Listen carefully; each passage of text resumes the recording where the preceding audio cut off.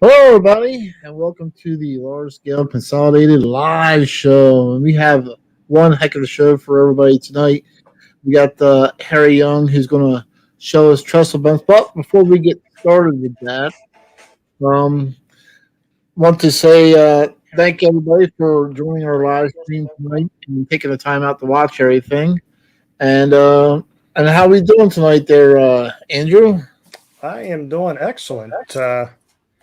Been a busy day. I got home at the last minute here, but plenty of time for us to get set up to do our show at the very least. My forehead, I don't know. It might be a little bit red. I think I got some sun today. And for those who are new to this show, we do this bi-weekly, every other week. And we take turns on each other's channel. One week, MrPictovid takes a turn, and the next week, Dakman Productions takes a turn. And we have a large-scale website. Andrew, you have that link down in the description, correct? Yep, that's down. So for those who aren't sure what channel the show will be on, you can always go there to that website. Okay, so let's get started with the hellos on the live chat. So, as usual, our number one fan, it seems like, Stay Loaded was the first in line. Am I correct in saying that, Andrew? Stay Loaded was the first one, right?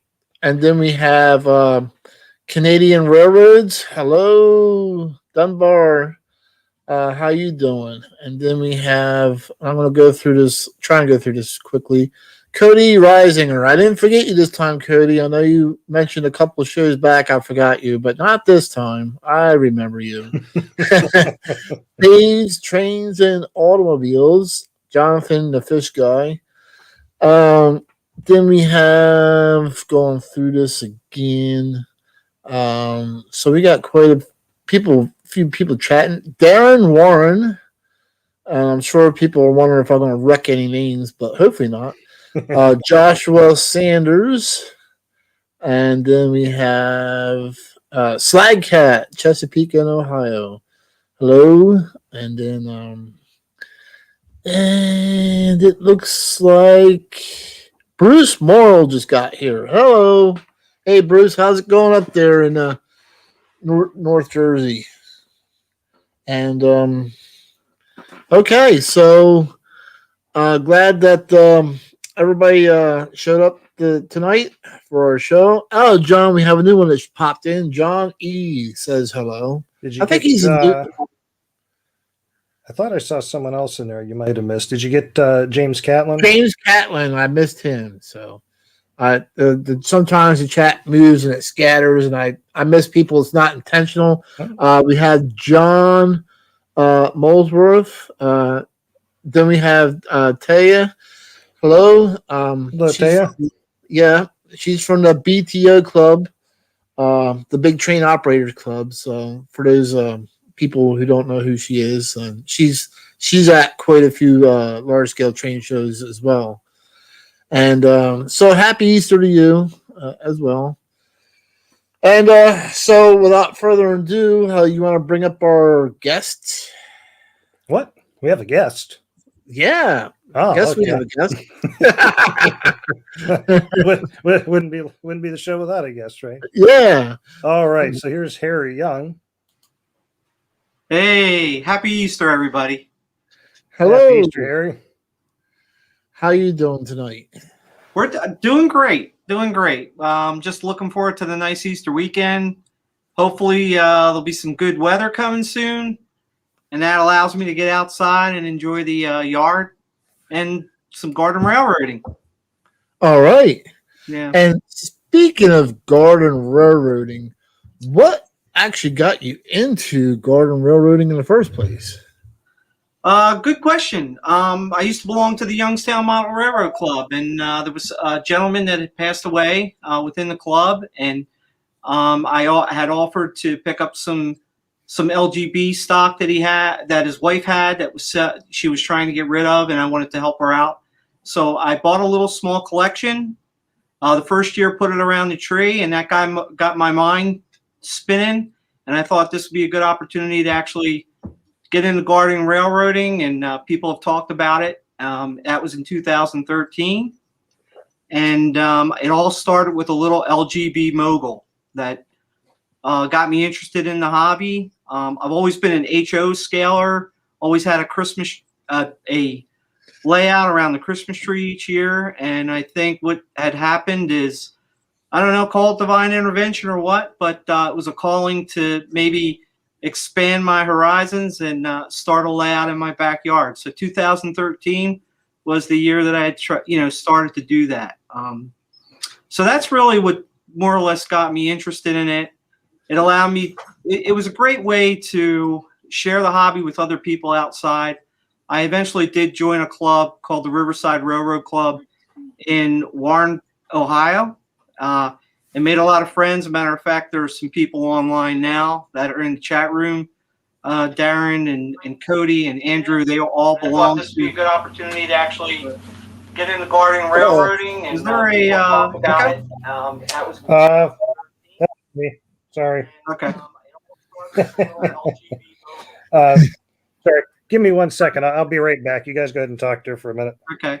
All right, no problem. Yeah. So really, the Riverside Railroad Club, which was a local garden railroad club at a senior center in Warren, Ohio, really started to kickstart my hobby with networking with the people at that club.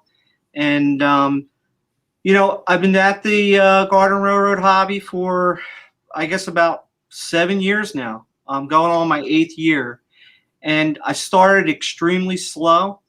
You'll see with pictures, as soon as Andrew gets back, we'll go through the initial groundbreaking of the layout, and I'll walk you through, the 8-year process that has become what the layout is today. And I even have more ideas and ambitions to expand the layout even farther. So, yeah, it's really an incredible hobby. It's allowed my wife and I to enjoy meeting a lot of great people, traveling a little bit to the shows. We went to the Atlanta convention a couple years ago. So it's just really my number one hobby at this point. I have other hobbies as well, but I have to say garden railroad would be my number one. And just enjoy life. Yep. Dave's Trains and Automobiles says, I like your New York Central on the back shelf, Harry. Well, I live in Ohio now, but I'm originally from South Jersey. So my heart belongs on the East Coast, on New Jersey. I say South Jersey because if anybody lives in South Jersey, there are 2 states, North and South. And yes. So I think I try and keep some lines from the East Coast, just to keep my heartstrings strumming for New Jersey, basically. So you'll see some New York Central on my layout, a lot of Central New Jersey, and that's where my heart is, even though I live out here in Ohio. So you brought a little of that South Jersey out there with you. Absolutely. I had to shake up Youngstown a little bit and give a little bit of Philadelphia brotherly love out here in Ohio.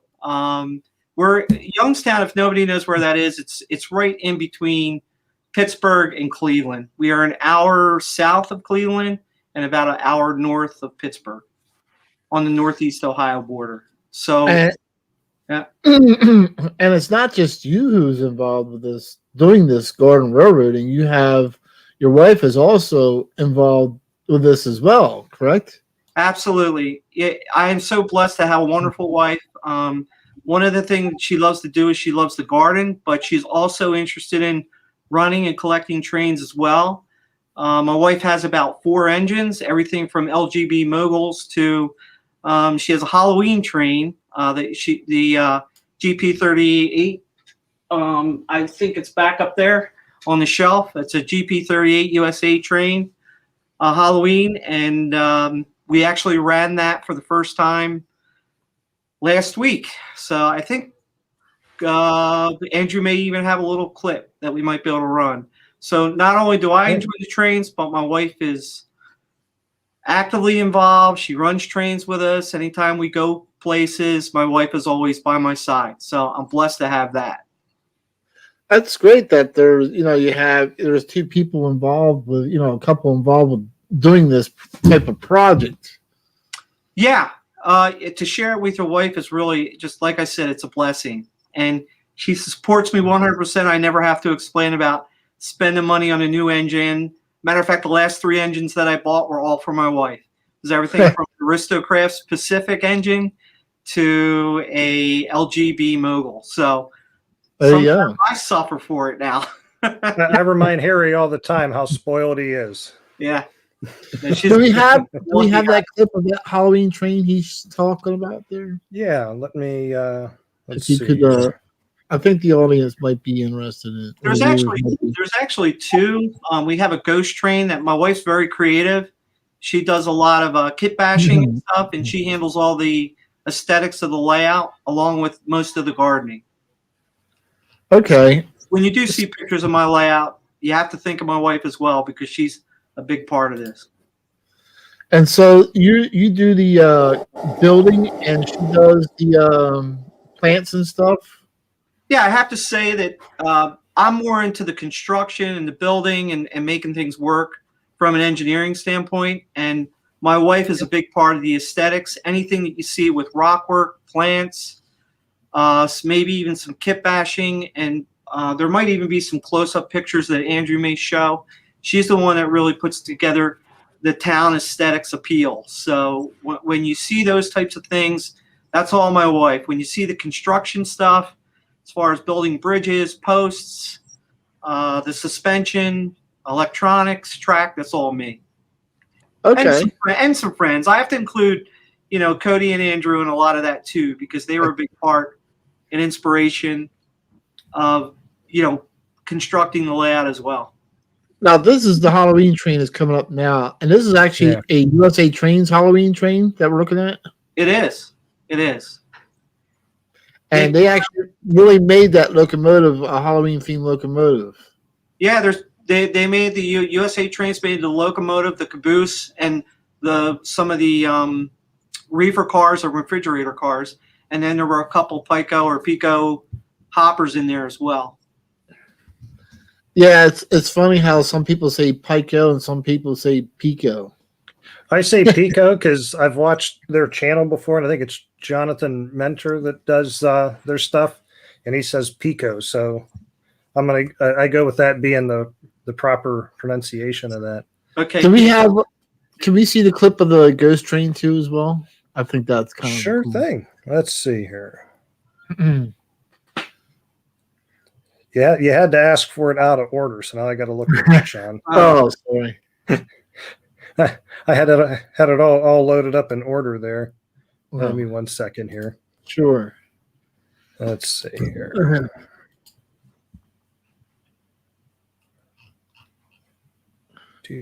I think it's one of the 2014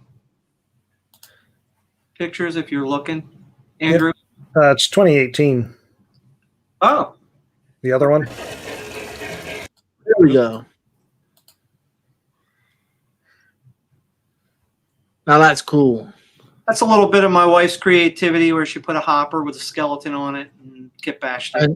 And you guys call this the ghost train. Now, do you run this just during Halloween or other events as well? My wife will run that anytime during the year. If she gets the itch, she'll put it out on the layout. It's a smaller train that'll run on the inner loop. So, I share the wife with my hobby, and whatever she wants to put on the layout, happy wife, happy life, right? Hey, that's the only way to live it. Yeah. So I don't know. Do you want to just go through? Yeah. Let's a few years and where I started, and I can bring sure. Why not? Yeah. Interest as we go along. There we go. Yeah, in 2013 we broke ground. Basically, I just wanted to start a single loop, and I had about 48 foot to 50 foot of track. I wanted to run the little LGB Mogul. We had a little piece of corner of our yard. When you see the pictures throughout the layout and through this presentation, You'll see that I have a pool in the yard, so there's not a lot of room to work with. But what our basic philosophy was we wanted to start small. We started with this small little loop. It's a floating track. The foundation is about 4 inches of crushed cement to paver base, and on top of that, I have like number 7 limestone that we put on there for ballast work. This is just power. This is 2013. We bought a few structures or acquired a few structures from the gentleman that passed away in the Youngstown Model Railroad Club, and we still had the garden in the background. We used pea gravel to fill in the center, and we kind of went with the contour of the yard. But one of the other things that someone told me when I started the layout was that if you really want to have a good experience running trains, try and keep your track as level as possible. And that's what we did. We made. I'm looking at this photo, and I mean, even though it's small, I mean, it's wonderful. I mean, you're looking at the landscaping; it's so clean, and you're seeing all these plants. I mean, you got contrasting plants in the back, and I mean, it just looks good. Yeah, you'll see as we go through the years how much it's grown, how much it's changed. I don't think the layouts ever remain the same from year to year. Something's always changed with it. Well, I know Kathy always redoes the town in that, which I always like that from year to year. It's never the same. It is. She constantly changes and works things, and we actually acquire new buildings and we construct things.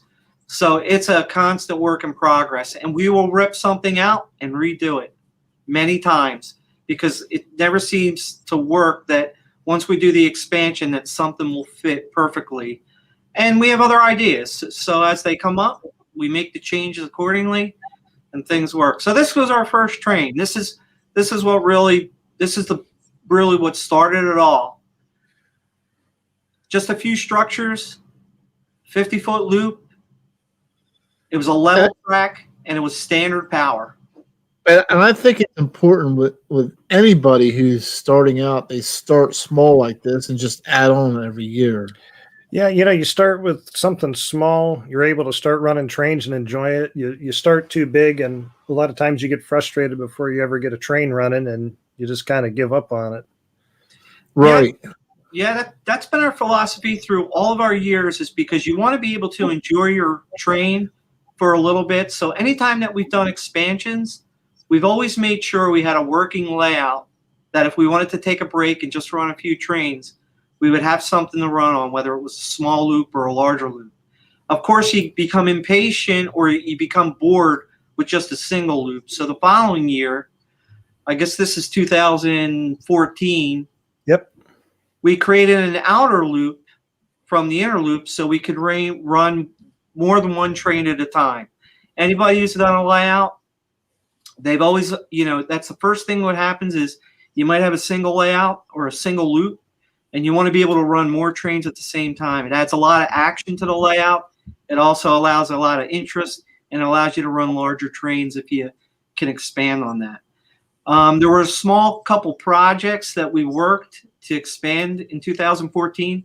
One you saw was a water feature. We took the gardening out of the back, and we made a small pond with a small water feature that was basically built in a 3-day period. We just started Friday night before the weekend, and we finished Sunday night before the work week started again. So did you actually use a pond liner for that, or you just sculpted it out and put in like a plastic liner? we did. There are a couple pictures. Andrew might be able to pop them up. Where I dug out the ground in 2014. I think this is where you started there in the back. You can kind of see. That's where I started. Oh, okay. That little PVC pipe that's sticking out there, that is a drain from our gutter from our spout on our roof. And what happens is we place that so it would refill the pond automatically through rainwater. So it's part of our drainage system that goes out to our backyard. Wow. So that kind of worked out nice. Yeah. Do you have the pictures of the hole that I dug? Yep, I got to skip ahead a couple here. Okay. We'll come back to these other interesting pictures. Yeah, that's another project. But here you go. This is the start of the hole. I guess the hole is probably about 3 feet wide by about 5 feet long. And you go to any garden center, and they basically give you kind of a layout of how deep that you should dig it. It's only about 3 feet deep, and then it has shelves to support some lilies or water plants that go along with that. If you go a little farther, here's your levels. And everything drains to the backyard. You know, I'm fortunate that my backyard slopes to the back. Every project is to the interpretation of the person what their layout will support. But this is something that we just wanted was a small water feature with the falls. And you can see from an aesthetic appeal. Again, you know, our primary thing was make small projects, complete that one small project, and always keep some sort of layout up and running. So if we wanted to take a break, we could always run trains. And that's a smart move, I think. Yeah. Oh, absolutely. So next slide here, Andrew. I don't know if you can go back to that one where I can show the waterfalls. Let's see here. Do we want to talk about the bridge? Well, you know, we keep showing it, so I'm thinking, we probably do need to. We can always come back to it. Okay. I had these all in the order I thought you wanted, and then you went out of order on me, Harry. Why do you always got to change things? I mean, is this the picture you're talking about with the waterfall in it? It is. It is. So that's kind of the final product. Again, I dug the hole. I did most of the construction, but my wife is I'll call her a rock hound because she loves landscaping and she loves just putting rocks and features together. And this is really all of her design. So, I helped with the lifting and the building, but really, again, I have to give credit to my wife on this. She's the one that came up with the fall design. And then I made sure that we had the pump and plumbing and electrical run to it. Wow. So that gives you an idea. Now, this is just 2 years. So we're in 2014. Do you want to continue on? No, I think we should end the show right here, Harry. Okay. It's been a good show. That's a good shot right there. I'm okay with that. You got to know when to end it on a high note. No, I'm just kidding. I was looking for where I had left off on the video clips that we had up there because I thought, here we go. This one here had the pond in the background. Right. That's neat. There's the bridge we were seeing some pictures of. I guess we can touch on that now. The cement bridge was installed. That was another mini project that I did. Concrete's really easy to work with when you're talking about forming piers and so forth. I came up with the idea, and it was just something that I had an idea in my head to come up with a form. Basically, what I did was I did this in two process. I created the form, and what I did was I reinforced it with, I think that's 1/4-inch fencing that you can buy to act as like a rebar to reinforce it. There was a acrylic that I used to form the curves, and the rest is just 1/4-inch plywood that you would nail together. It's a 4-foot bridge span across from end to end. Did you have a question, Sean? Yeah, I have a question. From my reading of past Garden Railways magazines and using reinforcing such as rebar and stuff, I remember some of them articles touched on, using certain rebar can actually have an effect that nobody thinks about. In other words, people had made these forms and used certain rebar, but rebar starts to rust on the inside of concrete and actually ends up cracking and blowing it out later on in life. I mean, I don't know how long that takes, but you're using chicken wire instead for the rebar. But do you see a problem or issue happening like that? I have not had any issue. some of the rebar, or I call it rebar, but some of the fencing did migrate more towards the outside of the form when I poured the cement. And you can see a little bit of rust that's dripping from the side of the bridge after the bridge has been built. I did this in 2 sections because what I did was I wanted to add texture to the wall of the bridge. So what I did was I laid a layer of pea gravel on the bottom before I poured the cement into this form. And I did this in 2 sections. I did this twice. So what happens is it created 2, almost like bread slices of a bridge. The one slice is over on the other side, drying, curing. And what it did was it allowed me to have a pea gravel appearance on the outside of the bridge. And then I did the same thing with another section. And then what I did was I sandwiched the 2 parts together. So the pea gravel and that texture of the pea gravel would show on the outside of the bridge. So that was my technique. That was my idea. The only thing I have to say about cement, when you start getting into forms this large, they become heavy quickly. This bridge with the 2 sides, when you lift it, is probably 80 to 100 pounds. So it takes 2 people to move this. But once you set it in place, it doesn't move, and it'll you can drive a car on it. It's that strong. So, you're using the term cement. Is that what this actually is, or is it a quickcrete? Is it a cement or a mortar based sort of thing, or? The stuff that I used was quickcrete. I believe it was cement. I think it's not the fast curing kind. It took me about 24 hours for it to set. Okay. So there's different types of product that you can buy out there, but you want the stuff that you use, I think, to pour steps with. I think that's the concrete that you want to use, something to pour steps or forms with. You don't want the rough concrete that you would do for, I don't know, let's say even maybe posts or something like that. I don't think I used the posts. Yeah, I made a mistake of using that type of cement to not do anything train related, but pour some stepping stones for the wife, and that stuff falls apart pretty quick. Yeah, this held together really strong. It was strong.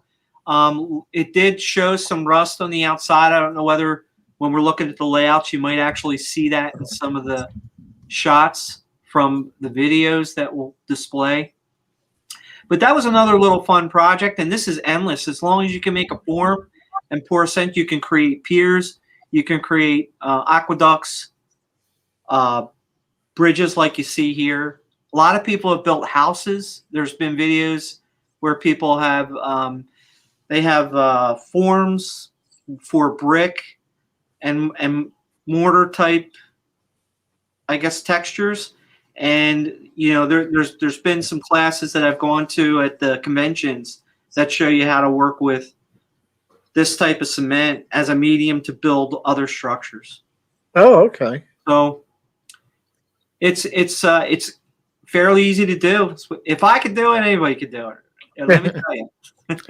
Just the next time I come over, I want to test your statement. I'm going to drive my car on it and see if it works. Okay. Your model car, right? Your 1/16. So you're like Sean now. You want to start changing the terms after we've already arranged it. So now we're still, each year I try to pick a project that I wanted to do. We're starting to talk about 2015, so this is going to be about our 3rd year into G-scaling and expanding of the layout. 2015, I basically wanted to, believe it or not, I'm still at standard power at this point. The engines run on standard power. They don't have any sound for most of them other than the Pacific. I did add a spur at the end, and I did connect the outer to inner loop so trains could be interchanged between the two. 2015, we wanted to expand and build a yard. I think you're jumping up a little. Yeah, I think a little bit out of order there. That one was out of order, I think, that one. Out of order. You're out of order. But you're out of order. So Let's see here. The 2015, the two ideas that we really wanted to do is we wanted to put a yard so we could stage trains for guests when they came over and park them. That was one of the features. I just got to stop here real quick because I really like this scene. Okay. So this is a lot of this is, number one, you have to be patient with plants. When you plant the plants, it takes them a little time to basically establish themselves, and ground cover such as thyme and menthol. There's other types of ground cover that I can mention, but I don't know their names and so forth. But through time, 3 years, they really add so much to a layout, you know, and they also suppress weeds. So if you're natural and this is what you like to do, both my wife and I spend a lot of time making sure weeds are picked, and then my wife makes sure it's the aesthetic appeal. And this is a good example of what she's been able to create. And what do you guys have down? I mean, because every photo I'm looking at, I don't see any weeds. Do you have like matting underneath the, plastic mat underneath your layout or something to keep the weeds out? I mean, they religiously pull weeds. We do. They're fanatics. On a weekly basis, we put down some weed suppressants that help. We do have a weed barrier underneath, but I got to be honest with you, that's one of the things that I really don't like about the layout, because a lot of times what you'll see in these videos is the weed suppressor fiber will start to float back up through unless you have it anchored down, and I have not found anything that keeps it down through weather, through wash of the stone. A lot of that fiber starts to come back up, and you end up fighting that more than you fight the weeds. So what we try to do is to suppress weeds more than anything is, I think we try to put a 4-inch layer of base, like a crushed cement and so forth. And even if you do get weeds, they're easy to pull out. So Jonathan wants to know what year picture this is. This is 2015. Okay, so yeah, because he was asking. Yeah, this is 2015. So this is the next year. And the two things that we really wanted to put in was a yard. So when people came over, they could park their trains, run them, and then have a place to park them again. Not only did we do a yard, but Cody Reisinger also helped me with the electronics and working out a Y junction. Oh, yeah. The Y junction has been awesome. I set it up with a double pole, double throw switch that we use to control the polarity when you go from one branch to the other. But what it does is it allows you to seamlessly come out of the yard and go in either direction. So this is probably one of my favorite features of the entire layout, is that we have a Y in there that we can pull out and go into either direction. So that way we can have one direction running in the inner loop and one direction running in the outer loop. They are separate and blocked, so they run independently. And something we learned is, even if you're running battery power on a track power layout, don't go out the wrong side of the Y, because your metal wheels will bridge the gap. Yeah. You got to be mindful of that. Well, technically, if you're running battery, it will short out the track. Yeah, when it bridges that insulated joint, yeah. It does. You got to keep that in mind. Yeah. So we have a double pole, double throw switch. I don't know a better way. If there's an electronic engineer out there, reach out to me. I'd like to hear a solution other than a double pole, double throw switch to control polarity on that. I don't know who that ugly guy is in the side of the picture. We'll get him out of there, though. Who is that? I don't know. Guy kind of looks like me. I feel bad for him. Yeah. So that was really what we did. That was our big thing for 2015. Again, my wife kind of rearranged some of the buildings. We acquired a LGB garage. One of the thing is I'm a full-time. I have a full-time job. I have other hobbies such as golf, and I do mess around a little bit with aquariums. So one of the things that I do is I always go with kit models. I know a lot of people like to kit bash and fabricate buildings and so forth. I just don't have the time. So, and I'm fortunate enough that I can have some resources where I can spend some money on the layout.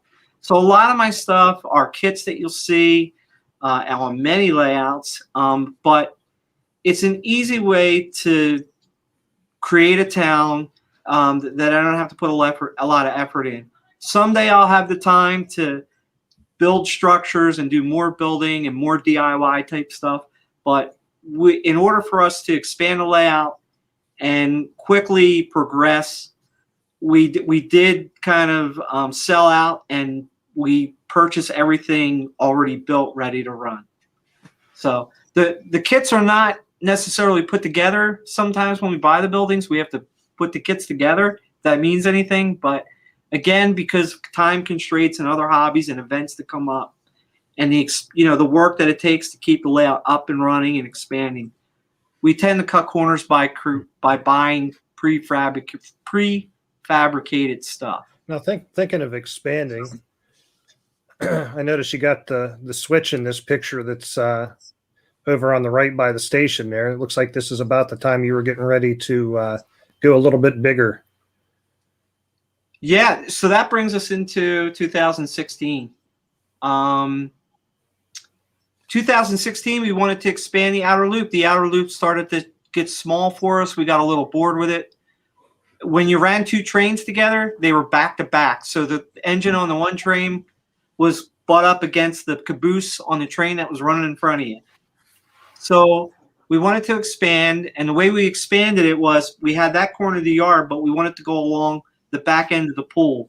When you see the layout, you'll see our pool, you'll see the constraints in our yard that we had to work with. And what is this white piece of section we're looking at in this? This is composite decking that I cut into 1 1/4 by 3/4 inch strips, and basically you have the supports in the center to create a curve. Once you screw that together, you can create curves. The reason why they're thin like that by 3/4 inches, composite decking will bend really well and become flexible without breaking at 3/4. If you go thinner than that, you risk you risk breaking when you do bends of sharp radial turns. And the ladder system I pulled off the internet. Someone had done it in South Jersey. They had put a video up about it, and I just kind of took that idea and ran with it. It's composite decking because, number one, it doesn't warp, or it will warp, but it doesn't warp that much. And two, it doesn't rot. So that's why I went with that ladder system. To get one of the things is about that one side of the yard where my pool comes around is it has a slope that runs off. It's a steep slope. So all of the track that I had to put, I had to make it elevated if I wanted to keep it level. So the system that I came up with were 4x4 posts, and then I used the ladder system of the composite decking that I formed to go on top of the posts. And they're spread out about every 4 to 6 feet. Nice. Depending. So there's a good example. Yeah. In that case, I used brown. In the other case, I used gray, but the gray was buried. I like the brown better. The one thing that I don't really care for, it's not prototypical. And from an aesthetic appeal, you do see the screws on the side, which eventually I'd like to redo and cover up and maybe make it more aesthetically appealing. When you look at the videos, you will see screws, but functional, it's extremely sturdy. By putting the post in the ground like this, do you have problem with heave frosts? I do. No? I do have them. So I have some problems. I live in Ohio, so it gets extremely cold. We'll have winters that the temperature will get down to 14 below at times. Those are, I try to get them down 36 inches, but there are some posts that I was only able to get down to 24 based on a stone or a heavy root or something like that. So yeah, you do have some heaving, and those are some considerations that you need to do.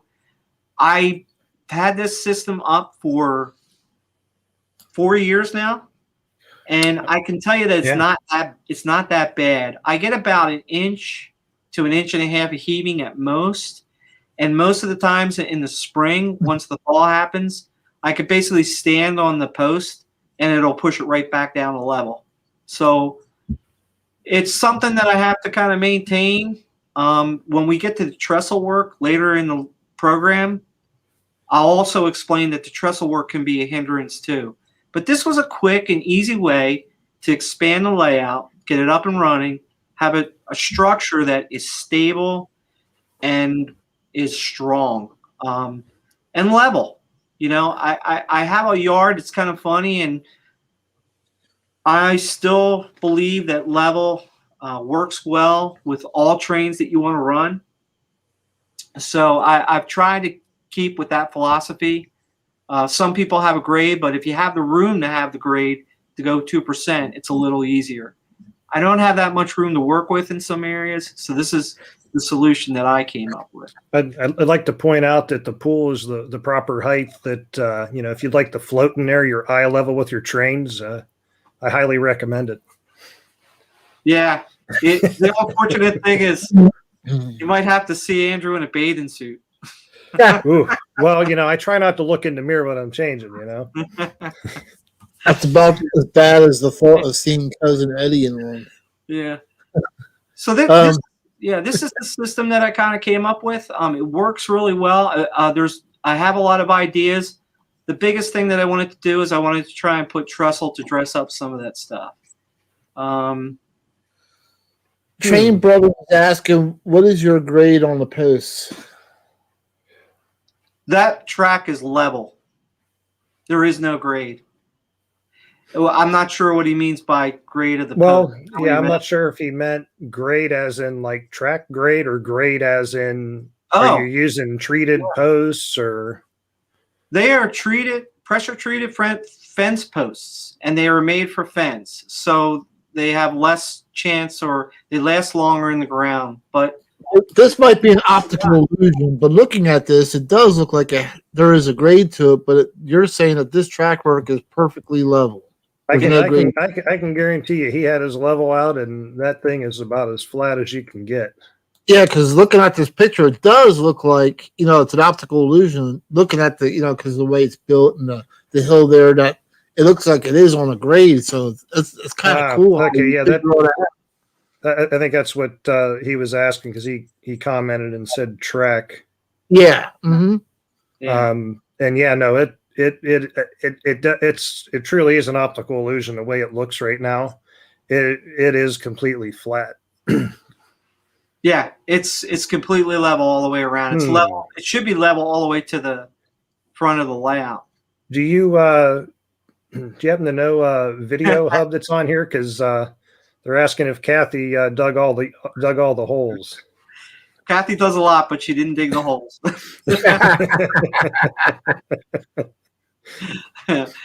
With all the tools you got, I can see you having like an electric or gas powered auger digging in holes.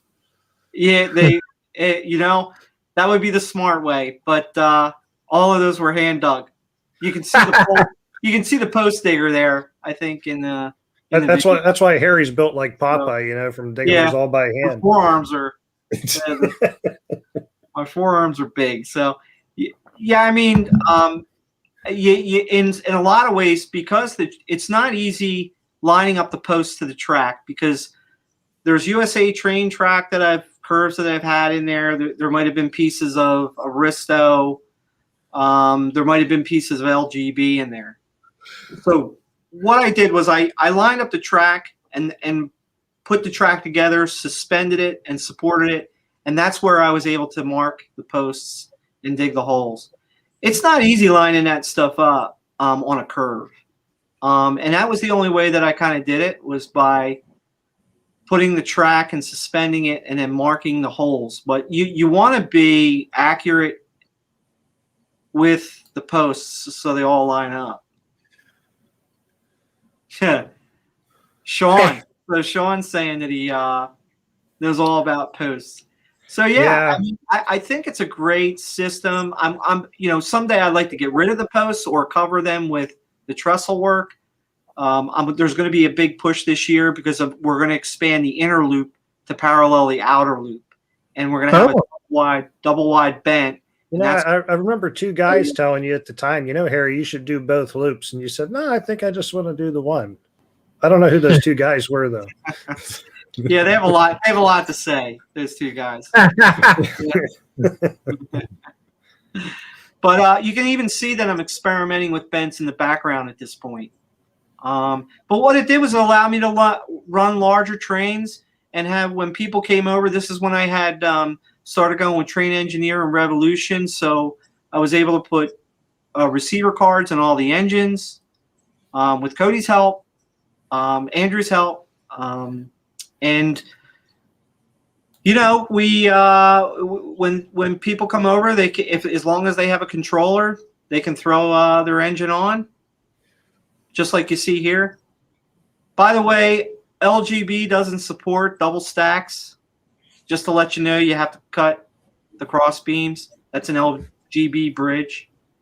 Here you can see I'm experimenting a little bit with the bends.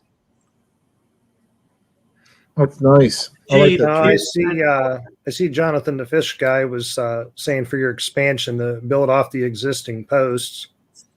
And Sean Fields was recommending to do T-posts. Yeah, instead of T-posts, I'm going to have a double wide trestle at each post. And I'm going to fill that all in with trestle work this year. So okay. That'll all be trestle, and it'll be double wide.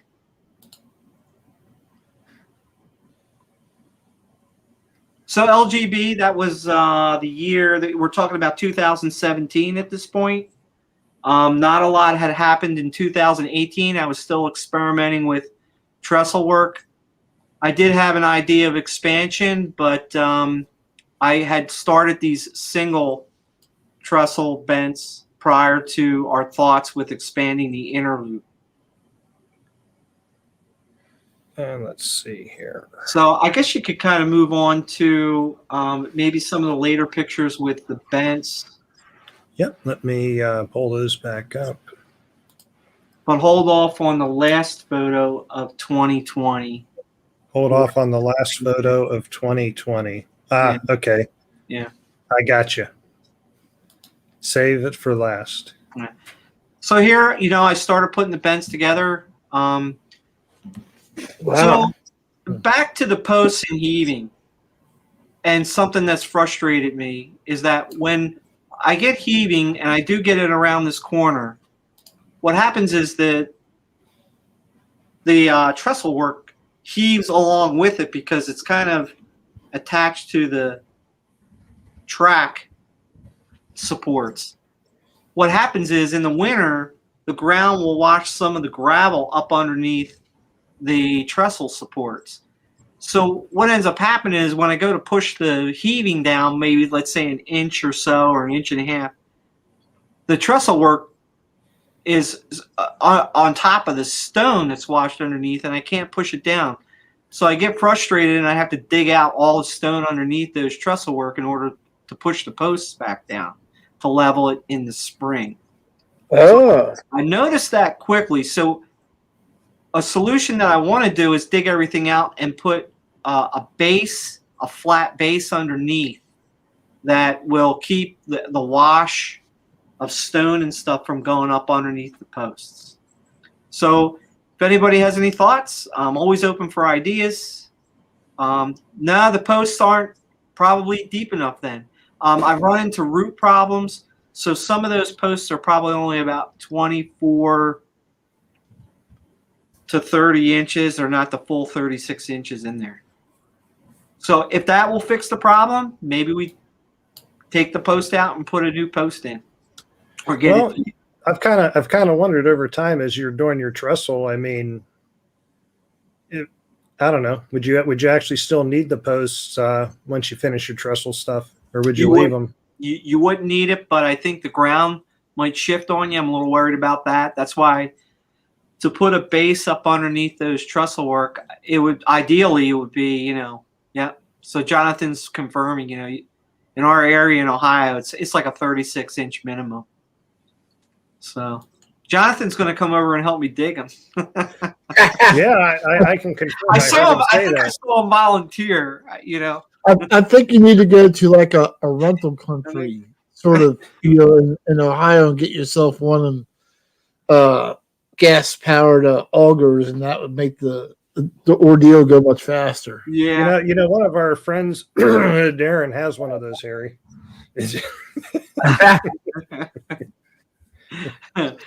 Yeah, I have to start. I have to start, returning some favors, I think. Or actually ask for more favors, I guess you could say. So yeah, so that's where I'm at. I mean, if you want to move into the trestle work, we can show the video that we came up with as far as how I constructed the bends. That might be a way to lead into this. We can do that. We have the technology. So let's see what we got here. Whoop.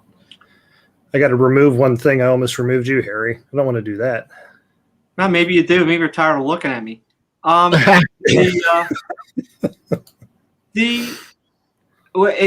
we can always talk over the session because there is a lot to the video, a lot of repetitive. Train Brothers, he'll be talking here shortly of what kind of lumber Today, what we're going to talk about. Oh, sorry, go ahead, Sean. Yeah, Train Brothers had a question. What kind of lumber? He's going to explain all that in this video that Andrew's going to play. All right.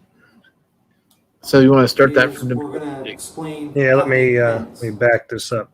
There we go. So today what we're going to talk about is we're going to explain how to make bends for trestle work for a garden railroad layout.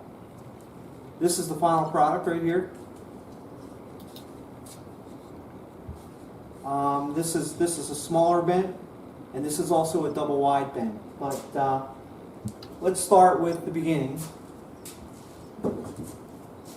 And the materials that I make the bend out of are cedar fencing planks. You can get them at Home Depot or Lowe's. Most of them carry them for replacement planks. I use cedar because cedar is bug resistant and it will last longer with some treatment. So that's the preferred wood that I purchase. I don't purchase pine or anything like that. This is cedar planks. The only recommendation that I'd make is that most of the stuff that you buy is wet.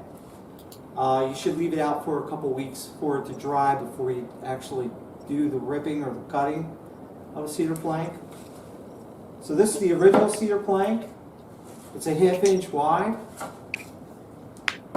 All of my posts and my braces are cut 1/2 inch by 1/2 inch and ripped with a table saw. After they're ripped, you can see that they're all ripped in nice 1/2 by 1/2 sticks for posts and braces. So after doing your ripping of your posts, what you're going to want to do is you're going to cut your components. They're going to basically be pre-measured, and if you're doing multiple of them, you're going to probably do multiple cuts of the same sizes. But the components are, you want your cross beams, you want your sway beams, and you want your vertical posts. Those are the components that you're going to need to cut at various sizes. So what I have here is I have the 3 sections laid out. These are your cross beams that go from top to bottom at different lengths. You need 2 sets of each. These are going to be your sway section, your sway beams going across. And these are your vertical posts for the one that we're going to make. So the next thing I'd like to talk about is setting up a jig to make your life easier. Setting up a jig allows you to kind of take away the thought process and measuring process when assembling the bent itself. Here I have 2 plans that I've acquired from Garden Texture, and these are real size designs. One's for a double width bend and the other one's for a single width bend. And they are different plans and different dimensions, especially with the number of posts vertical posts that are required for each. I've didn't follow these specifications 100%. I modified them for my own use and for my own design and ease of assembly, I guess you'd say.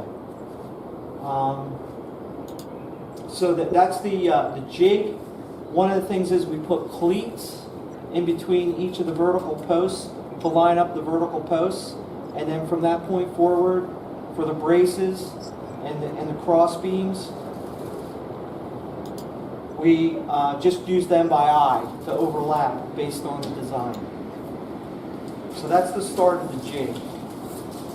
Okay, so the next thing is to do the assembly. The way the cleats are set up, it allows you to line the posts accordingly. Line them up exactly like the diagram displays. Try to line them all the way up to the top. So all your top support is up to the top beam. The one thing that's not included in this video is that I'm not explaining on how to attach stringer beams or your rails at the top. We're only doing the bent support of the trestle. There's many techniques that people use to attach their track to the top and so forth. It's basically up to the individual and how they want to design it. So now that we have the posts, the vertical posts, what we'll do is the next thing to do is kind of line up your cross beams, lay them down accordingly so they go over top of the diagram, and that will lay out your vertical beams. The last part of this is going to be your cross beams or your sway beams. And again, these are all pre-cut based on the measurements. Now that I have everything all laid out, next thing is to glue and brad. Okay, so next step in the process, I'm going to use some Dakman 3. It's waterproof exterior glue. I'm going to glue it now. Just a drop of glue on each support. Put your support down.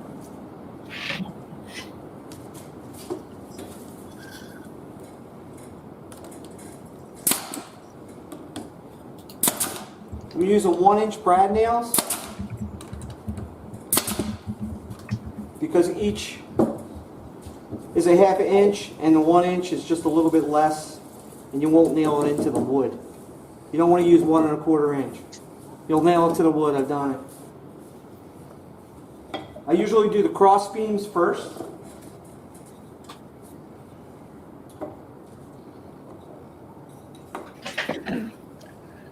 Glue.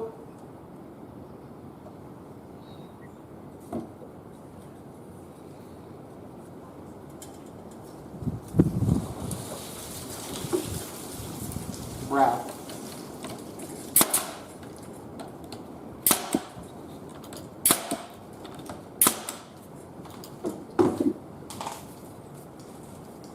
Another one.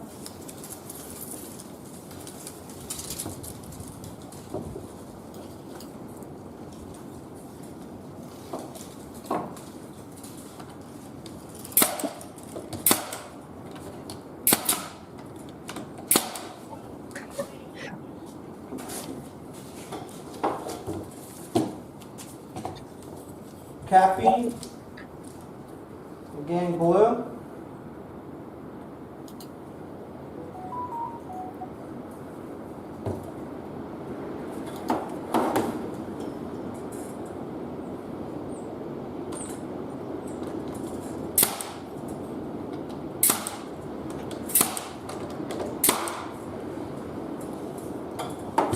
Now for the sash beams is what you call them? Sway beams. Sway beams, I'm sorry. glue.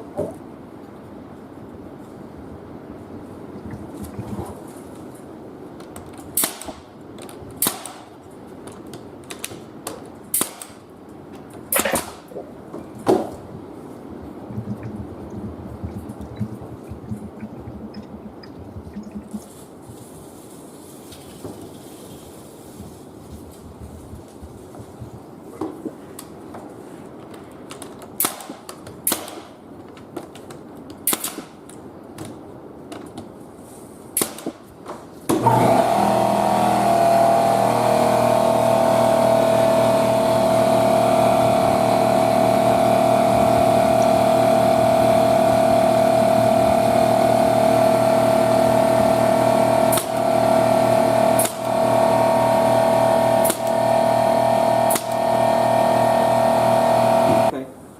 So now those that you have out the there, whole they do side make done, electric glued ones. and bradded, you're basically done with the jig part. You can remove it from the jig. You can see. Sorry, were you saying something there, Harry? They make electric nail guns as well too. You heard my compressor go off. I just figured I'd comment. That was only for a moment there. I think we're good. I think someone was asking something in the questions here since I paused for a moment. So one video- thing that I don't mention here is that I do treat these after they're constructed with linseed oil, or linseed oil. Linseed oil. I guess I'm in Easter mode. Linseed oil, I basically almost drip that or bathe them in linseed oil. Just be careful because linseed oil really is extremely flammable, and any rag should be discarded accordingly. So, but that's worked for me for the past couple of years. I see very little corrosion or bug infestation with cedar and additional treatment to the bends. You can also get linseed oil in spray cans as well. Oh, okay. Now the question Video Hub had was asking about how you scale for all the different heights. Is that something you want to mention now, or do you want to come back to that question when we're done going through this? Let's finish the video because I do some explanation in the video at the end here or near the end of it. So we can elaborate on that after we watch the entire video. Okay. Okay. We'll come back to it. Just make sure we put a pin in that so we don't forget. See how nice and even and everything is? There is a little bit of extra at the bottom, and what we'll do is we'll cut that flush later. But now what you do is basically flip it over to the other side, and then what you want to do is you want to put your other cross beams in across, and then you want to use an X for your sway. If you keep a Z pattern on both sides, again, same thing, glue. You'll have a cross pattern when you finish with the final product. Just remember the Z. Glue and nail.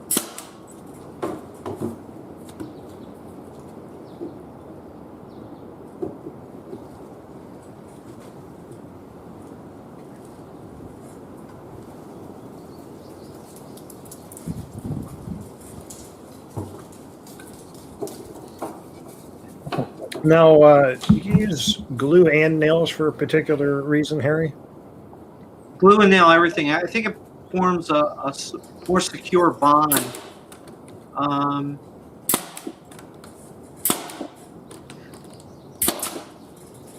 can tell you these vents are extremely durable, and they're strong, rigid.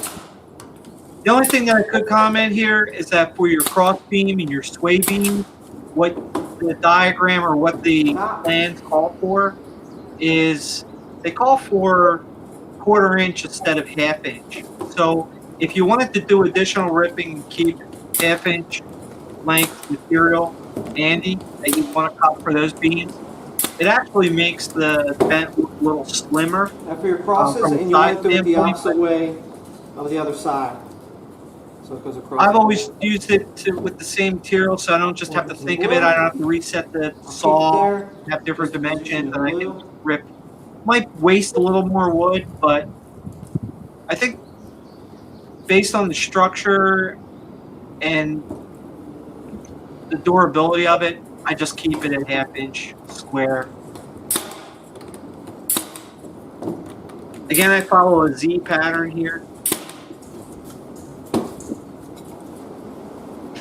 Again, we want to go the opposite way of the other side. We'll talk about the different sizes and how you cut them, or basically Now, make sure that we'll talk about cutting at different sizes a little later in this video. Well, soon after this, soon in this video, and then I can elaborate if need be. Yeah. I was just going to say that the day that I helped you film this, if people are hearing the background noise, the wind just did not want to cooperate with the garage door open. Now, one of the things is we pre-recorded this, so we weren't fumbling on a live show, and a lot of times I don't know what the Wi-Fi would have been in the garage or the place that I could have done this demonstration, but I think pre-recording it was a pretty good idea. and that completes the bend. The entire bend's made. Posts, cross, sash, Sway. both sides, and this is for a single track. Okay. So here I want to show you, we have bends that are different sizes. One of the things that I wanted to point out to everyone is that when we have different heights that we need to make the bends for, maybe there's some type of grade level that you're working with, and you're going to have different bends at different sizes as it goes through your yard. What you want to make sure that is if you cut them shorter, you're cutting them shorter from the bottom of your bend. What you want to do is you want to make sure the dimensions vertically are the same from top on down. So what happens when you actually put these together on your layout, you're going to want to make sure your crosses and your cross beams line up accordingly and level with your actually level. With your track. You want to make sure that you don't want it grading. You don't want to have your beams uneven, and also your track. You always want to work from top down when you size these. One of the differences that I've done is that when it gets a little shorter at the bottom, I won't put in the sway beam at the bottom. I'll just leave it out. If there's enough room for me to put the sway beam in, I will for that level, but in some cases I don't. You can make them extremely small, and of course you can make them larger. So not included in this video is how we put these bends together to make a trestle, but real quick I wanted to show you the final product. I take each bend and I try and space it evenly across the bottom of the track. I have the track laid on top of a composite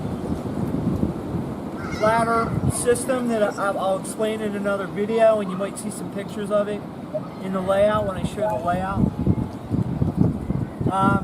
They're about 6 to 8 inches apart, depending on how I put the posts. I try to evenly put them and spread them apart. These outside beams are what holds this whole thing together. I have a cross beam that goes across between the two, and then I have one that goes across the beams that are cross beams for the bend itself. So I have, in this case, because it's so high, I have 2, and then I have cross beams at the top. I guess that's the end, right? Andrew? Yeah. Yeah. Let me drop that back down some. And let's see, I had some better, were we looking at, let me bring back up just a picture of the bents there. So the question we had was about how you were scaling for the different sizes. I don't know if you wanted to touch on that again a little bit more or not. Yeah, I try to make, you have to follow the contour of your grade. So for each bent, they're going to be at a specific height, and you can actually cut them vertically to accommodate the grade going along the curve in this example. I've tried to make them, for the most part, a group of them of the same size and then grade it accordingly. So between the two posts, I tried to make the ground flat and level so all of those bents were the same size. But you can grade them accordingly. Basically, what you want to do is measure from the bottom of the ground all the way to the top of where your support is for your track. And that's your measurement for the height of the bent. You always, when you put them on your jig, you always want to measure and adjust your length based on the bottom. And I guess I was trying to explain this in the assembly of the bent, is that you want to make sure from top down all the dimensions are the same. So I think the top has a vertical length of 7 inches. So you want to make 7 inches from the top, and your first two outside cross supports that go across that are level with the track. And there might be an illusion here that looks like it's not level, but it's 7 inches between that first horizontal cross beam to the second one. And all an interesting question. all the bends. But yeah, a question I do not know the answer to. okay. Yeah, there you go. Let's see. Well, I guess it depends on what you consider G. If it's 129 or 132, was it 122.5? Is if you go bigger, I think. I don't know. Does anybody in the chat know off the top of their head if it's half inches of G scale? There's just so many variations of G scale in general. Like you said, you got 129, you got 122.5. Yeah, there's just a couple variations. Train Club wants to know, where did you get the blueprints? Great stuff. You seem to be very knowledgeable. Yeah, the blueprints, we haven't been able to find them. I acquired them 7 years ago from someone in the Riverside Railroad Club. And it was what was the name of that, Andrew? It was the garden textures. And I tried to see if I could find more info on that. And one of the online forums, I found a link to their website that doesn't exist anymore, unfortunately. The best I can tell you for plans is, use your search engine of your choice. I use Google, but just do a search for trestle bent plans, and there's a couple different things that will come up. But I do apologize. I was hoping I could actually throw a link in there for the ones that Harry was using, but I can't find those anymore.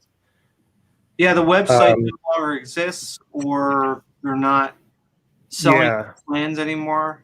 Looks like Nico answered in 124. Yeah, Nico said that 1 foot. Yeah. But then, let's see. Jonathan said half inches, 14 and a half inches in 129 scale. So yeah, it all depends on scale. Randall Ellison popped in there. Hello, Randall. He popped in just as I was getting ready to click on Nico's there. Half inch equals 1 foot and 124 scale. Interesting. Well, one of the things that I don't worry about on my layout necessarily is everything's prototypical and to scale. This is one of the, and I do it for, just because I guess a lot of people can do that. I built it more for construction durability and ease of assembly. And your layout looks great, Harry, and I think it's a very good example of everything doesn't have to be exact for it to be a good looking and functional layout. Yeah. You know, The plans are easy to come up with yourself. If you have any questions, I'd be more than willing to send people pictures. I will continue to look to see if there are plans out there to scale. And, you know, it's just something that you and I haven't been able to find where to get specific easy plan link to share with everyone for the session. Yeah, and for me, you know, I like fast and easy myself. You know, Yeah. I don't want to be spending the next 20 years building something, but but it looks like it went pretty. You went through that building that trestle bed pretty quickly. Yeah, you have a friend with you. You know, you can do the ripping and the cutting and put these together pretty quick. I'd say you probably could assemble one every 10, 15 minutes, maybe even quicker if you had another hand next to you. So, you know, I think part of it is acquiring the wood, making sure the wood's dried out, treating the wood. Again, I used linseed oil, and I basically bathe these in linseed oil. I'll probably try and retreat them every couple years with a spray linseed oil.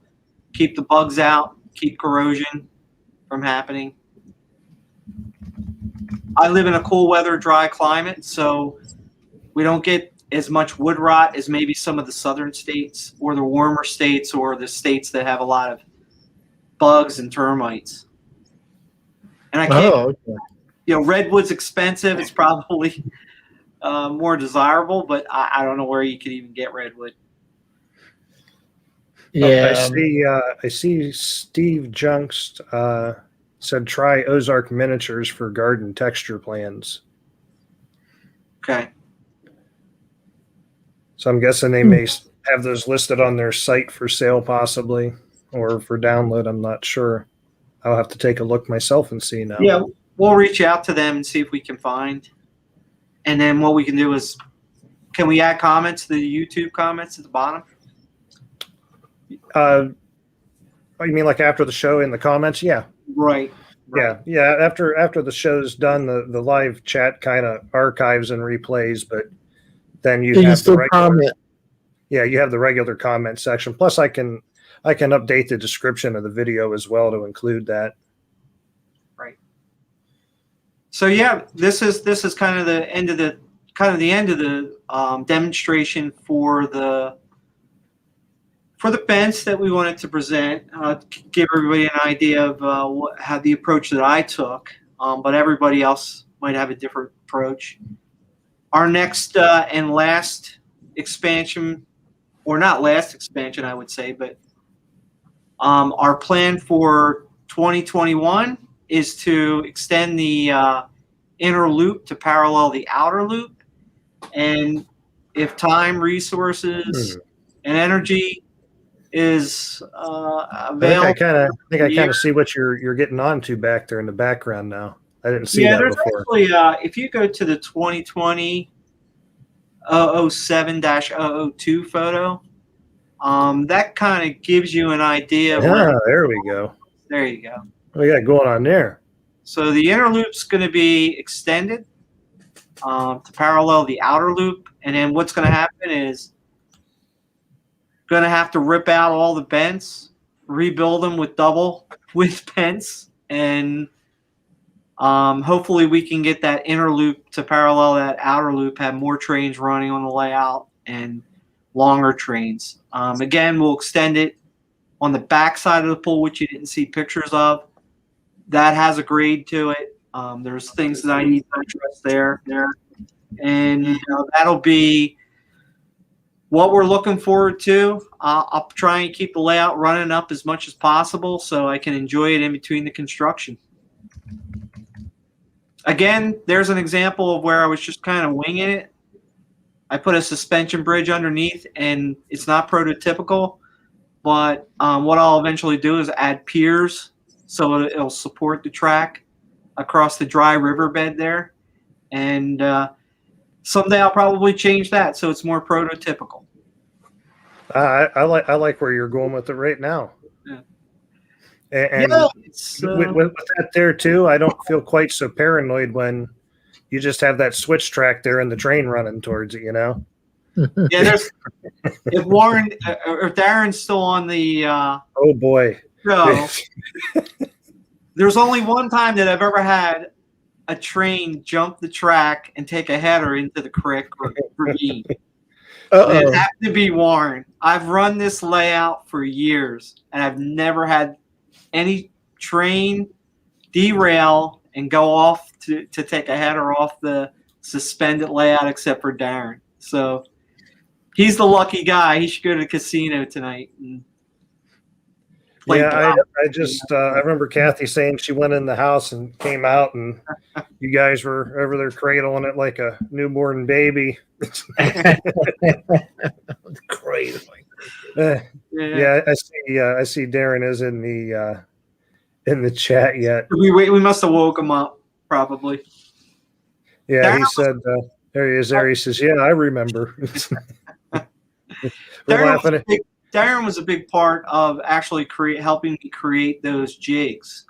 So, I had the supplies and the plans and stuff, and we actually went over to Darren's, and he was a big part of helping me create those jigs. But that's where you really want to start. You want to create a good jig in order for you to mass produce these bents, because you might be making a lot of them. It's good therapeutic work. I think that's a good way of putting it. Oh, absolutely. Just like weeding. Yeah, I don't know about the weeding thing. I went out and took care of mine the other day, so Sean doesn't yell at me for having weeds in my videos when I start them for the year. Yeah, Mike. I just ground cleared the whole layout. We're good. Andrew sends me these videos. He goes, "What do you think?" I'm like, "Wow, it looks good, except the weeds. When are you going to weed the layout?" Well, Andrew, Sean, I wanted to thank you for having me on the show. I hope I didn't put everybody to sleep on a Saturday night. If anybody's in the Youngstown area in Ohio, please reach out to me. We love to host you and have a little fun talking trains and running, maybe even running trains on the layout yourself. So now, one person asked if you have any tunnels, and I believe you do, but I don't think we really have a picture or a shot of that anywhere. We have a small tunnel. I guess you can call it a tunnel that's behind the falls. And what happens is the rock work extends back over to. Yeah, it's back right back behind. Yeah, I guess you can see my mouse pointer on there. Right back there is where you go underneath, right? Yeah, it's a small tunnel. We have some rock work that goes back over top to an area back behind the falls that is another garden and has some other decoration. I don't think we have a good picture to really show. If you go to Young's Junction or search Young's Junction on YouTube, Andrew has a ton of pictures up there and videos. I have a few through the years. I usually put a video out once a year. I recently put out one for trains that I ran on 2020.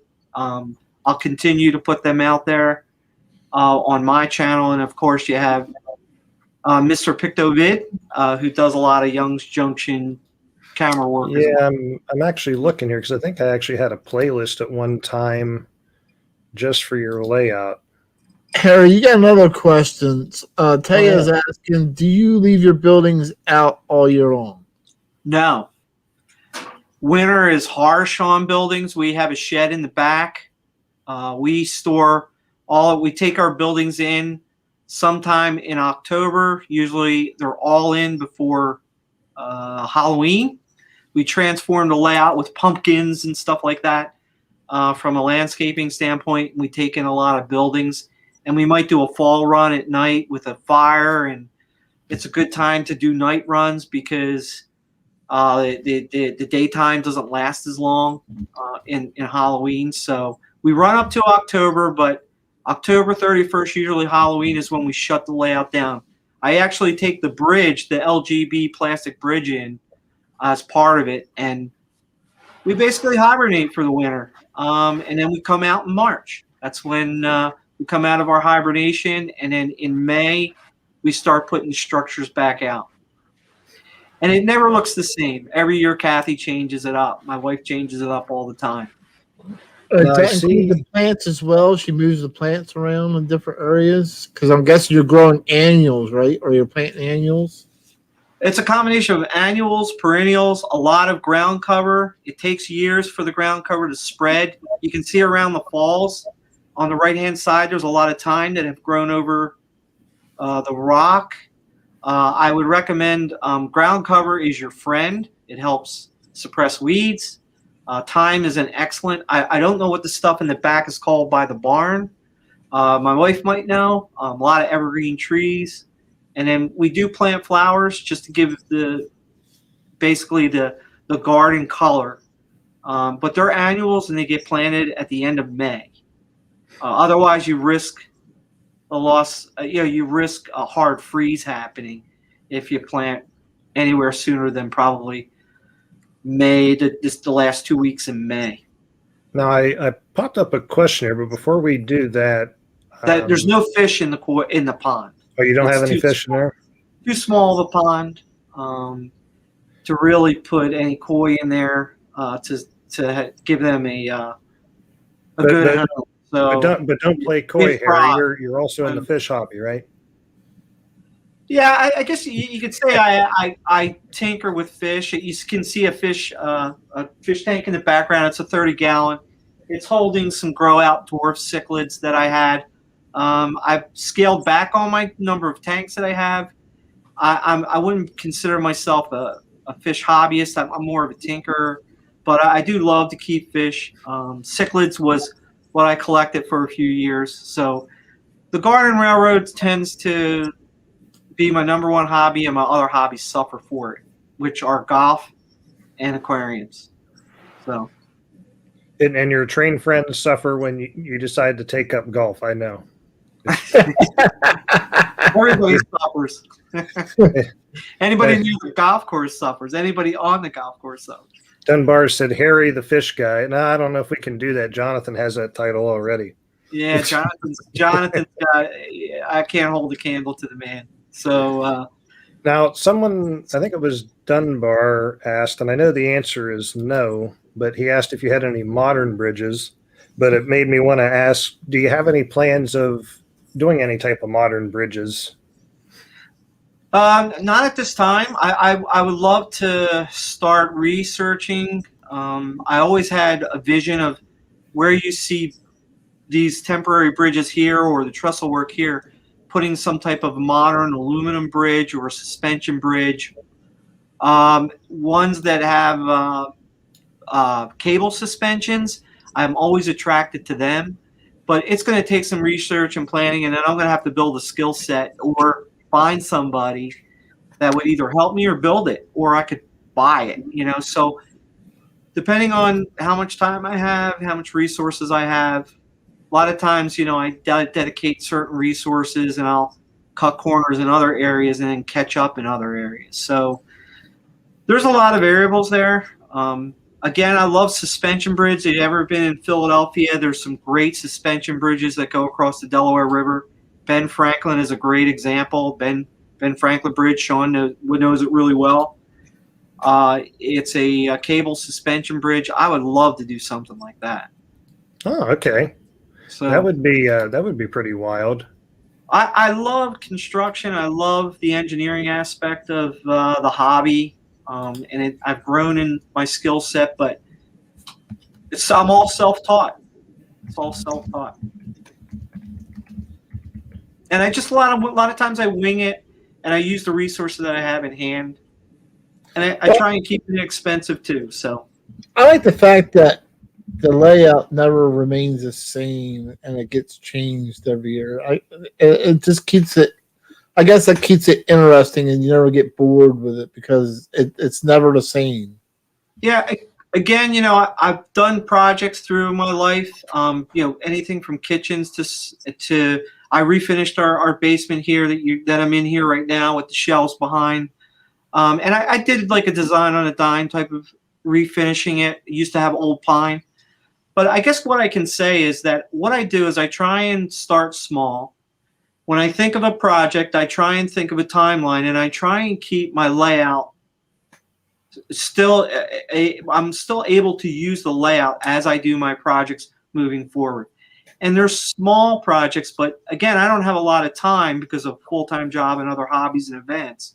So I make sure that I'm reasonable, and then I do a little bit at a time. And I'll tell you, it's worked for me, and I complete that small project before I move on to another one. And that's another important point, is that everything that when you come over, most of the time, most of the layout is in a finished state where it's also running and it also aesthetically looks decent. So, Oh, absolutely. those are the things. Or you can go with the Big Bang Theory and try and do everything at once, That never usually works out. But this is what's worked for me. My wife has controlled. I used to be the type of person that would start 4 projects at one time and work on the 4 projects and never get them done over a long period of time. And my wife reeled me in and said, listen, take small projects, finish them, and then move on to your next one. It's like they always say, behind every good man is an even better woman, right? Yeah, Yep. I'm a good example. You better say yes, Harry. She's watching. I know she is. Yeah. I told her not to watch. You told her not to watch. So I could talk bad about her. But again, thanks for having me. I hope I didn't put anybody to sleep. I appreciate what you guys do for the G-Scale. This is a great thing. Again, if anybody is in the Youngstown area, please look us up. We have a lot of points of interest out here. In the summer, we have a couple clubs that have layouts that people, I'm sure we can get in touch with and visit. And I would love to see you and host you. So Wonderful. I guess I'll leave it at that. If anybody has questions, feel free to contact me, get in touch. I am on Facebook. I have not been attending to social media all that much, but I'm starting to at least dedicate some time toward that as well. And I believe you did finally accept the invite to our Facebook group for the show, the Large Scale Trains group, right? I did, and I'll post my video on there. Yeah. And, so if anybody's got any type of follow-up questions or anything for Harry, I should have the link for our group in the description if you're not a member of it already. Just be patient for Harry to get back to you. He doesn't live on Facebook.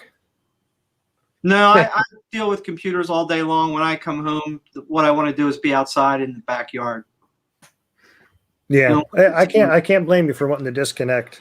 So yeah.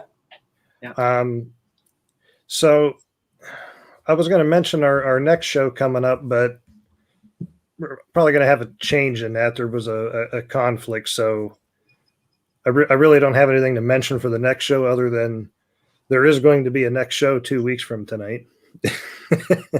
When I have that ironed out, I'll get that posted up and scheduled and a description of what we're going to be doing. So sorry, I don't have a direct answer for what our next show is going to be on, but if you enjoyed this show, I'm sure you'll enjoy the next one because we keep trying to up our quality each time. And we try to come up with different types of how-tos and different people with different ideas and stuff to spread it across and keep it interesting. Oh, absolutely. It seems like everybody enjoyed the show tonight. So more than anything, thank you to everybody that tuned in to watch, because obviously if nobody was watching, we wouldn't be doing it. I don't know if I'd do a show just to look at Sean for an hour and a half or 2 hours. But yeah, I appreciate everybody tuning in every other week. We're just trying to contribute to the large scale / G scale community with the COVID happening and the train shows and events being shut down. We just wanted to try and keep everybody in contact with each other and share ideas and stuff and different things of how we do different projects and so forth and so on. And I see Dunbar asked with my statement if every previous show was low quality. No, I did not say that. I just said that we're always trying to improve our quality. If you go back and watch the first show that was just Sean and I, you can get an idea of how we've kind of gotten a little bit better at this as we go along. That's all I was saying. I know Dunbar's trying to jab me. It's okay. But no, thanks everybody for tuning in. It was great having you on, Harry. Thank you. I hope you come back again to do some more with this. Is the Train Club of Northwest New York suggested for on there? And unless you have anything else, Sean, anything from you? I had a great show tonight, and I thought what Harry was doing was very informative and very helpful. I enjoyed the show and watching him make that trestle bent. He made it look like it was pretty easy. So, and so, yeah, I had a great show, and hope everybody has a good night and stay safe. Thank you. Happy Easter. Happy Easter, everybody. And happy Easter. Yes, happy Easter. And we'll see all of you again in 2 weeks, and enjoy running your trains until the next time we see you. We'll see everybody. Good night, everyone. Thank you.